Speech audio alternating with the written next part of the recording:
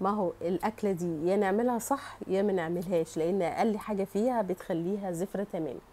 تعالوا مع بعض نعمل الفشه والطحال بطريقه سهله جدا جدا. لو انت مبتدئه او نفسك تعمليها بالطريقه دي هتطلع معاكي حلوه. بنجيب طبعا الفشه والطحال. الفشه بنقطعها زي ما انت عايزه تقطعيها زي اللحمه، تغسليها كويس جدا جدا بملح وليمون وتشطفيها وتصفيها. والطحال نفس النظام، بنغسله كويس جدا جدا بملح وليمون ونشطفه كويس وبعدين نصفيه من الميه. معايا حلتين على البوتاجاز، كل حله فيها ميه بتغلي، بصله في كل حله، قرن فلفل، واحده لومي، كام واحده حبهان، كمون، فلفل اسمر، توم باودر، بصل باودر، رشه بسيطه من جوز الطيب اختياري تماما. كل الحاجات دي منكهات علشان ما نشمش ريحه زفاره للفشه والطحال واحنا بنسلقها. وتسلقي الفشه في حله لوحدها والطحال في حله لوحدها. انا هنزل كده بالفشه في حله. هنا بقى مستحيل تشم لها ريحه زفاره كده، خلاص يعني احنا غسلينها كويس بليمون وملح فمش بتزفر. كده حطينا الفشه، طبعا الكميات دي براحتكم. الحله التانية برضو الطحال مش بنقطعه ولا بنيجي جنبه خالص، هو بس هنعمل فيه نغزات بسيطه كده بالسكينه بحيث يبقى مستوي من جوه. بصوا اهو، ما تقطعوش ولا تيجي جنبه، بصوا نغزات كده بسيطه جدا بالسكينه علشان المنكهات اللي احنا حاطينها في الميه تدخل جوه الطحال. الطحال ده من الحاجات المفيده جدا وحلو حلو قوي. بس كده هنسيب الحاجات دي تتسلق معانا. هنا بقى في اي حاجه هنطحن فيها معانا راس توم، توم باودر وبصل باودر. الكميات طبعا حسب اللي انتوا هتعملوها، فلو كميه قليله بتقللوا. وكم قرن فلفل بارد او حامي، الحامي اختياري تماما، مش بتحبوه حطوا بارد. وواحد قرن فلفل الوان. الخلطه دي بقى خطيره. واحد فلفل اصفر، واحد فلفل رومي بلدي. وابتدي انزل بربع فنجان من عصير الليمون، وده بصوا يعني مهم جدا. باخد نرجع بقى للحاجه بتاعتنا، بتطلع ريم على الوش كده، بنبتدي نشيل الريم اللي على الوش ده علشان دي بتبقى الزفاره بتاعت الحاجه. بصوا الطحال. بعد كده بقى بفرم الحاجه كويس في الهاند بلندر، بحط بقى ملح، كمون، كزبره ناشفه، وبفرم الكلام ده كويس جدا ناعم. الخلطه دي ريحتها خطيره، مستحيل مستحيل نشم ريحه زفاره للحاجات دي واحنا بنعملها. بصوا شكلها حلو قد ايه. هنفضيها بقى كده في طبق. بصوا دي بقى السر بتاع الاكله النهارده. نيجي بقى الخضار اللي هنحطه على الحاجه لما تستوي.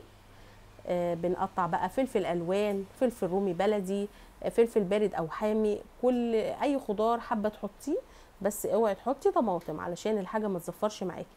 التقطيعه دي ترجع لكم بقى، عايزين تقطعوا كارو، عايزين تقطعوا شرايح بالطول، يعني قطعوا التقطيعه اللي تحبوها، كل واحد فينا يقطع التقطيعه اللي يحبها.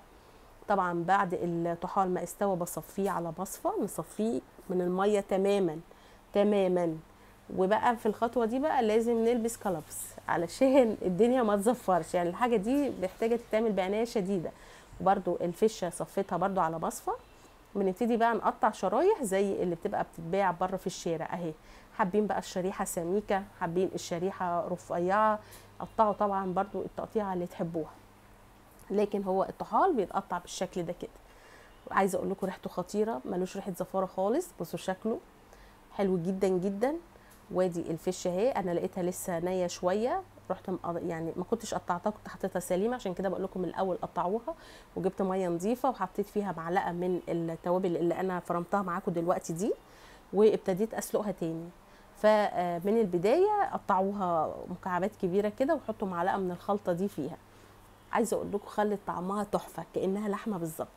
وبرده لما تطلع هقطعها. هنا بقى باخد معلقه من الحاجات اللي فرمناها مع بعض، بحطها على الطحال كده وببتدي اقلب فيه بايدي كده اهوت وهو سخن كده علشان يشرب من الحاجات الجميله دي. معلقه كبيره من الزبده على معلقتين كبار من الزيت، وببتدي في طاسه ونار سخنه جدا، يعني الطاسه سخنه جدا جدا والنار عاليه جدا جدا، وابتدي انزل فيها بالطحال. انا عايزاه ياخد صدمه، يبقى كانه متشوح وفي نفس الوقت فيه ميه كده وطري مش ناشف. في المرحله دي ما نكترش السوى علشان لو استوى قوي قوي بيزفر معانا، فما نكترش، يا دوبك بس ياخد تشويحه كده في الزبده والسمنه والزيت اللي احنا حاطينه اهو. عايزه اقول لكم علم ربنا الريحه خطيره جايبه اخر الشارع، يعني عايزه اقول لكم بجد حلوه جدا جدا. جربوه بالطريقه دي هيعجبكم قوي. جهزوا بقى عيش بلدي او عيش فين بقى وسلطه طحينه وبس كده، يعني احنا مش عايزين حاجه غير بس كده اهو. هطلع طبعا بقى الحاجات دي بصوا، ونتعامل معاه برفق وبحنيه لانه طري قوي قوي فمش بيستحمل. هطلعه بقى بصوا بعد ما اخد اللون اهو، هنقوم مطلعينه وحاطه تاني برضو حته زبده مع معلقه زيت، زبده او سمنه او زيت اي ماده دهنيه. وبرضو الفشه بنقطعها بنفس الطريقه بتاعه الطحال. حابين بقى تقطعوا ارفع، حابين تقطعوا مكعبات، بصوا قطعوا التقطيعه اللي انتوا حابينها، لكن احنا الى حد ما بنقطع التقطيعه بتاعه المحلات اللي بتعمل الاكل ده في الشارع. هنا برضو حطيت معلقه زبده كبيره على معلقتين زيت ونص معلقه من الثوم المفروم اللي احنا عملناه مع بعض دلوقتي، عشان كده بقول لكم ده كنز الاكله النهارده. وببتدي اشوح كده، انا مش عايزاهم يتحمروا قوي، تشمي بس الريحه. وبعد كده بنزل ونحط معلقه خل، بنزل بقى بالفلفل اللي احنا قطعناه اهو، مش كله برضو، كميه بسيطه منه.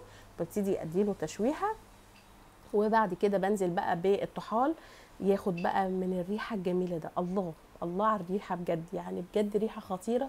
الطعم بقى واو بجد، كان حلو جدا جدا. جربوه ان شاء الله يعجبكم. واهم حاجه، بس اهم حاجه واحنا بنسلق نحافظ على ان الحاجه تتصفى كويس من الميه بعد السلق. في المرحله دي كده خلاص هو اوريدي كل حاجه معانا مستويه، بنبتدي بقى نظبط الملح بتاعنا ونقلب. حابين تحطوا رشه بسيطه من الكزبره، رشه بسيطه من الكمون، اساسي في الوصفه دي الكمون. وبس كده خلصت. ندي تشويحه كده اهو بالراحه كده من تحت لفوق عشان الحاجه ما تتهريش معانا. وبعد كده بقى ننزل بقى نجيب الطحال ونحطه على الفشه، وببتدي نظبط بقى الملح بتاع الحاجه كلها. ظبطوا بقى ملحكم حسب رغبتكم، حابين تدوا بشره بسيطه كده من جوز الطيب ماشي، مش حابين خلاص. وببتدي انزل بقى ببقيه الفلفل، وبدي بقى كله تقليبه في قلب بعضه والطحال، وبس كده خلصنا الاكله سهله وبسيطه وجميله. لايك وشير، لو انتوا جداد على قناتي على اليوتيوب ما تنسوش تعملوا اشتراك في القناه، واشوفكم في اكله جديده. باي باي يا اصحابي الحلوين، وكل سنه وكل اخواتنا المسلمين طيبين. عيد اضحى سعيد عليكم يا رب.